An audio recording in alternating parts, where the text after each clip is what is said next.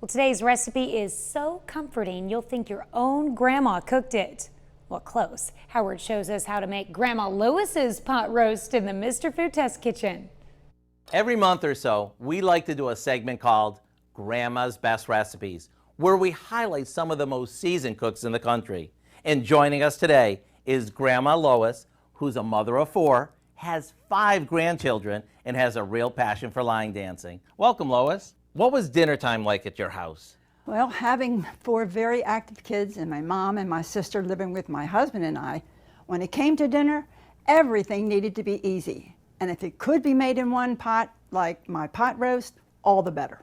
To make it, all I do is brown a chuck roast in a heavy pot with an onion before simmering it with some beef broth, water, and garlic for about an hour.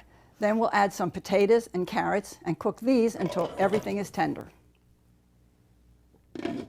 And I love how you told me that you thickened it up with a mixture of flour and water, shaken in a bottle, and then you would just pour it in.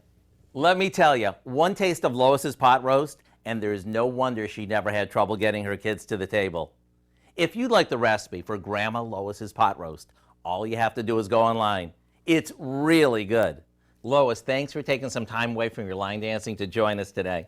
Oh, I've enjoyed every minute of it. It's been fun, hasn't it? It has. Because when a recipe is this good and Grandma approved, you can bet that everybody will be saying, "Ooh, it's so good."